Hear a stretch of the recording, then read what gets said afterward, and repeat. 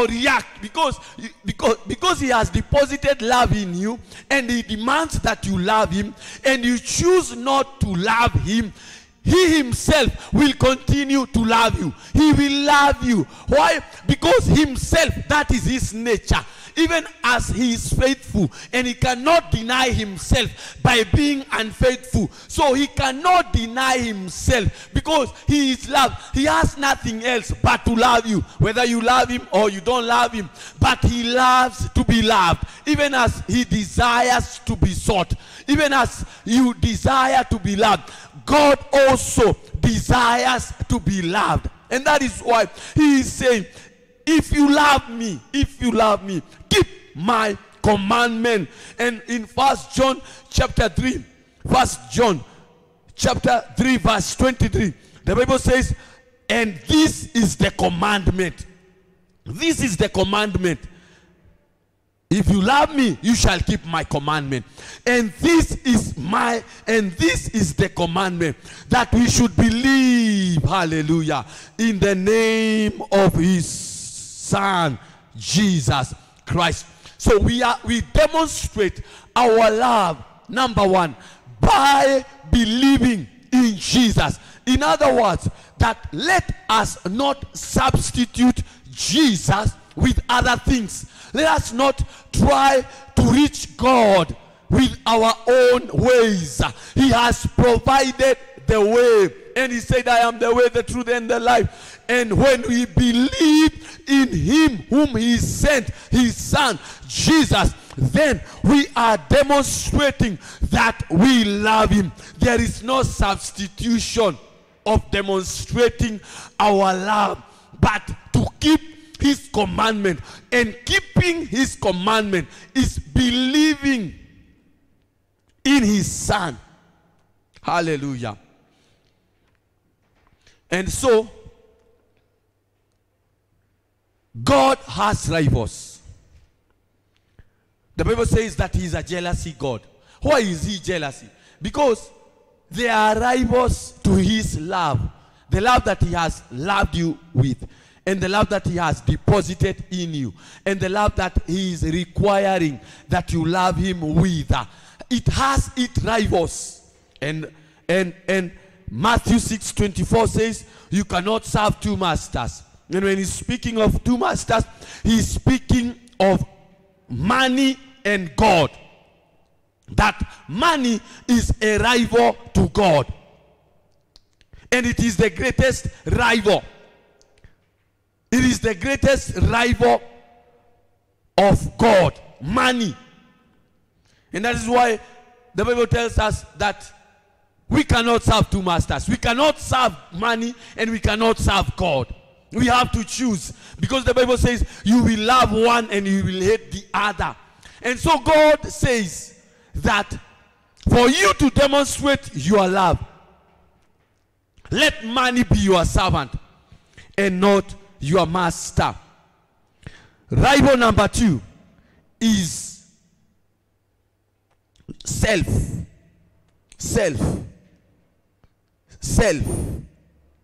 Matthew 16 verse 23, Jesus said, if any man will come after me. You see, this Lord, Jesus, he is so such a gentle man that whenever he requires anything from you, he demands your willingness. If any man will come after me, let him deny himself and take up his cross and follow me. Why? Because self is another great rival of God. You cannot love God and you cannot follow him and yet love yourself. A man came to him and said to him, I will follow you wherever you go. And Jesus responded to him and said that birds of the air, they have their nests, and the foxes have their holes, but but the Son of God has no place to lay his head. Why? Because this man had been required to follow Jesus. And he said to Jesus, let me first go and bid my Father goodbye. But Jesus said, no man that putteth his hand to the plow and looketh back is worthy of the kingdom. No man. Because self has its own desires. And self will always demand that it be enthroned. Self will always desire to sit at the throne of your heart. And remember, when God is demanding that you love him, and he's demanding that you love him willingly, he says unto you, if you will love me with all your heart. He desires that you love him with all your heart. But self will demand to enthrone itself in your heart. So Jesus is saying, if you are willing to be a follower of mine, deny self, deny yourself. Why? Because Jesus says, no greater love than this, that a man should lay his life down for his friends. And he says that he died for us, that we might live for him and not live for ourselves. What does it mean to deny self? In other words, that our life should not revolve at ourselves. In whatever we do, it should not always be to profit or in our own interest, but it should be to the interest of our Lord and our Savior Jesus Christ, and the advancement of the kingdom and the gospel. That is denying self. That whatever we are doing it not to profit ourselves, but to profit the kingdom, but to profit the gospel and Jesus. Our life should not revolve on ourselves, but it should revolve on Jesus as Lord of our lives. And most of us, we have accepted Jesus as our Savior, but we have not accepted him as Lord. Accepting him as Lord is denying self and allowing Jesus to be enthroned in our hearts, loving him with all our hearts and with all our soul and with all our mind and with all our might. We allow Jesus to sit on the throne of our hearts, and that whatever we do, we don't do it to ourselves, but unto him, laying our lives down, denying self. I was reading a passage of scripture in John 13, where Jesus, after supper, he took a towel and began to wash his disciples.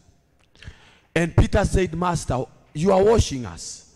Because Jesus said that in this kingdom, whoever shall be great shall be the one who serves the others. But outside, they lord over their servants. Why? Because washing of feet was a ritual of hospitality, as a custom to the Jews to welcome a visitor. When a visitor visited a Jew, number one, he was welcomed with a kiss. And because of their travel and the shoes they used to wear, a servant was demanded to wash the feet of the visitor. And now our Lord Jesus, our servant, he is washing our feet. That is denying ourselves, accepting to take that position of our servant, denying self. Revelation, as I finish, Revelation chapter 12, verse 11, the Bible speaks that that verse which we love very much concerning the overcomers, that they overcame him by the blood of the Lamb and by the word of their testimony. But if you continue and finish the verse, the Bible says, and they loved not their life. They loved not. They not only overcame by the blood of the Lamb and by the testimony of their word. The Bible says that they loved not their life unto death. Unto death. They loved not their lives. You see, self will always want to be pampered. Self will always demand to be served. But the Bible speaks of these who overcame, these overcomers. They not only overcame by the blood of the Lamb and by the word of their testimony. They loved not their lives. They loved not their lives. You see, we have to come to a point where Paul testifies and says in Acts chapter 20, verse 24, concerning the spirit of prophecy and the prophecies that he was receiving of what he will meet in his journey to Rome to testify of our Lord Jesus Christ. And because he loved not his life, he declared and said, none of these things move me. Neither count I myself, neither count my life dear unto me. You see, when you come to a point of loving the Lord, your God, with all your heart and with all your soul and with all your spirit and with all that you have. You see, it is interesting, the Bible, because the Bible says, you shall love the Lord your God with all. Loving God with all. You shall love the Lord, even if you don't define the loving God with our heart, with our soul. But the Bible says, you shall love the Lord your God with all. When you come to this point, when we come to this point of loving God with all, then we will be bold to declare that the things that we will encounter in our life as we love him, they will not move us. But as long as our lives are dear to us, we will be moved by very small things. We will be shaken. Our love will be wavering. And let me tell you, this gospel is a bloody gospel. Even when Jesus was preaching, they sought to kill him. And we all know how his disciples died. They were all martyred. It is a bloody gospel. So, please, as you love him, if you cannot deny yourself and not count your life dear to yourself, because there is no much greater price to pay than the price that our Lord laid for us. That he loved us, he laid his life. So, loving God, we will only love God with all when we will not count our lives dear. Hello? When we will not count our life dear to us. So that, he says, that I may finish my course with joy. You have a cause. You have a purpose. Apart from loving God with all that you have, he has placed you in this earth in such a time as this, that you may fulfill a purpose, an assignment which Paul is calling my course, that I may finish my course. As long as you love God and with all and your life will not be dear to you, then you will finish your course with joy. But as long as there is self that tries to enthrone itself in your heart, then your journey of your course, you will not finish it with joy, because there are things that will be happening to you on the way as you love God that will try to divert you. But as long as you will be complaining and murmuring and grumbling, and God hates murmurers and complainers and gamblers. They come as a result of counting your life dear to yourself, and the things that you are encountering in your journey make you to be a blamer or a complainer. Jesus said in Luke, as I finish now, Luke 14 verse 26, whoever comes after me and hate not his father and mother, wife and children, brethren and sisters, that is another category.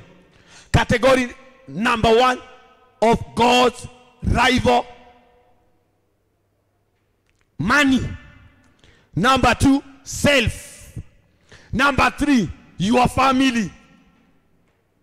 Because Jesus is saying, whoever comes after me and hate not his father, mother, wife, children, brethren, sister, yea, and his own life, also he cannot be my disciple. Jesus is not after followers or members. No. He is after disciples. And when we are talking of disciples, that word disciple comes from a word discipline. Discipline, there are two kinds of discipline. There is the external discipline and there is the internal discipline. Now, the external discipline is the discipline that is enforced in you, or conditions or demands that are required of you, maybe from where you work. Maybe you are a student from the university, school, or college. Maybe you are a child from your parents. They have demands. These are demands that are enforced into our lives externally by other people, and so we have to follow them because of fear of the repercussions of disobeying those rules. It is external, but there is the internal discipline which you choose. And that is why Jesus is saying, if any man will, it is out of willingness from you. You discipline yourself. You discipline yourself to disconnect yourselves with things that will interfere with your love from your father, hallelujah, from your mother, oh kabayando, from your wife and children and brethren and sister. You disconnect yourself by imposing measures that are interfering with your relationship of your love with your Lord. Hate your father, your mother. The Lord Jesus is saying, your brethren, your sister, and even your own life. Loving God, hallelujah. God desires to be desired. He loves to be loved. And that is why he loved you, so that you may reciprocate that love back to him. Isaiah 45 verse 15, the Bible says that verily thou art the God that hideth thyself. This God of Israel hideth himself.